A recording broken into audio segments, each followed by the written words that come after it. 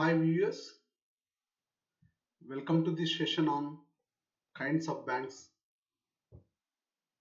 Under these kinds of banks, in the last class we were discussed about the banks have been divided based upon the four major factors.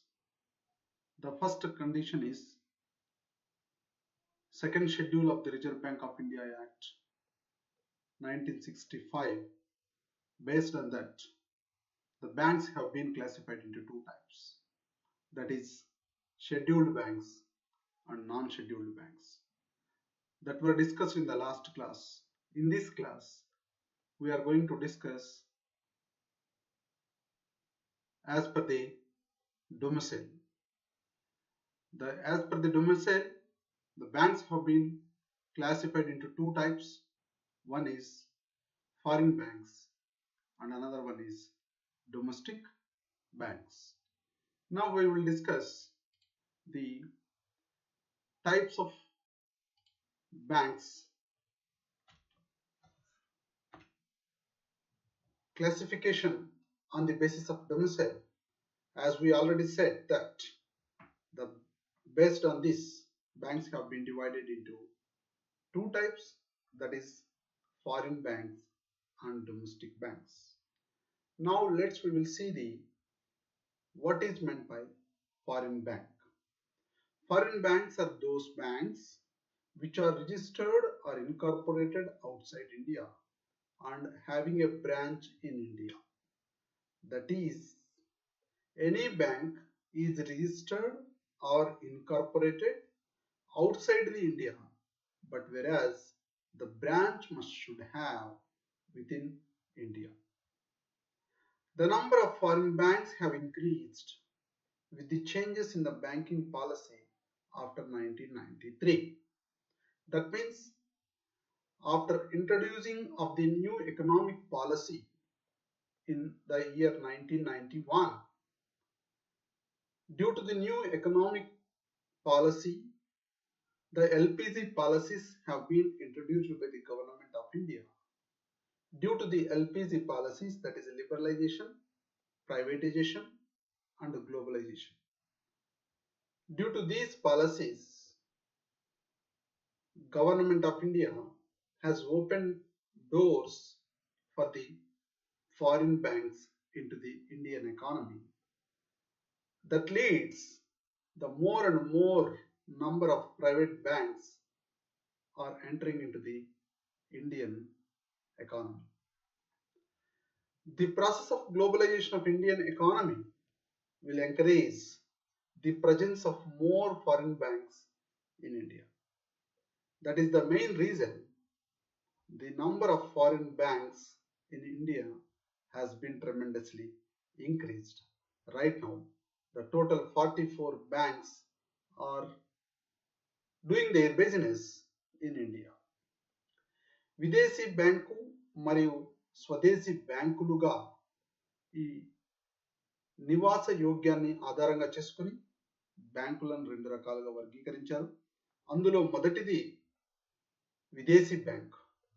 ఈ విదేశీ బ్యాంకులు అంటే భారతదేశం వెలుపల, అంటే భారతదేశంలో కాకుండా ఇతరత్ర దేశాల్లో రిజిస్టర్ చేయబడి లేదా విలీనం చేయబడిన మరియు భారతదేశంలో తప్పనిసరిగా శాఖను కలిగి ఉన్న బ్యాంకులను మనము విదేశీ బ్యాంకులుగా చెప్పవచ్చు.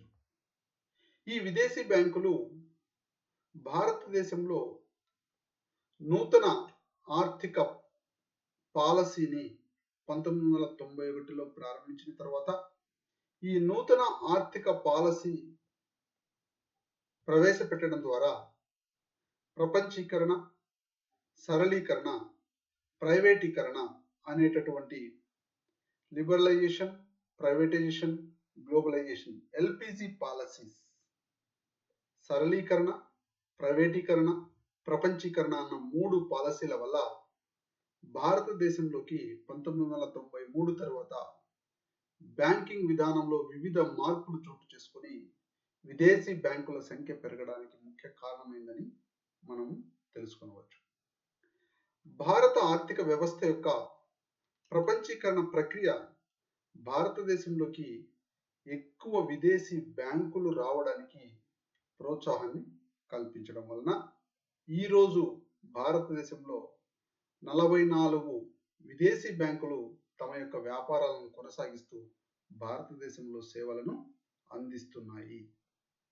కావున ఈ నూతన ఆర్థిక విధానం 1991 తరువాత 93 నుంచి విపరీతమైనటువంటి విదేశీ బ్యాంకులు భారతదేశంలోకి రావడం జరిగిందని మనకి అవగతం అవుతుంది. విదేశీ బ్యాంకుల గురించి చర్చించుకున్న తర్వాత స్వదేశీ బ్యాంకుల గురించి తెలుసుకుందాం. స్వదేశీ బ్యాంకులను డొమెస్టిక్ బ్యాంక్స్ అంటారు. Domestic banks are those banks which are registered or incorporated in India. అంటే ఈ దేశీయ బ్యాంకులు అనేటటువంటివి ముఖ్యంగా భారతదేశంలో నమోదు చేయబడి లేదా విలీనం చేయబడిన బ్యాంకులు. తప్పనిసరిగా ఈ బ్యాంకులను భారతదేశంలోనే రిజిస్టర్ చేయించాలి. ఈ బ్యాంకులు మొత్తం వాణిజ్య బ్యాంకులలో ప్రధానమైనవి.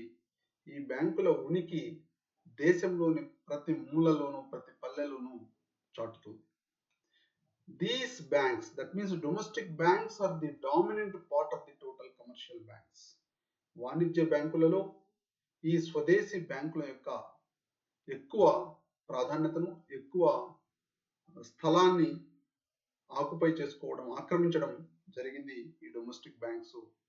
ఈ డొమెస్టిక్ బ్యాంక్స్ అనేటటువంటివి స్వదేశీ బ్యాంకులు ఆర్ దేశీయ బ్యాంకులు అనేటటువంటివి దేశంలోని ప్రతి పల్లెలోన ప్రతి మూలకు వెళ్ళి తమ యొక్క బ్రాంచులను స్థాపించి అక్కడ ఉన్నటువంటి గ్రామీణ నిరుద్యోగ చిన్న మరియు చేతి వృత్తుల వారికి ఆర్థిక సహాయాన్ని అందిస్తూ దేశ ఆర్థిక అభివృద్ధి మరియు ఆర్థిక వృద్ధికి తోడ్పాటును అందించడంలో ప్రముఖ పాత్ర వహిస్తున్నాయి ఈ దేశీయ బ్యాంకులు అని మనకు అర్థం అవుతుంది.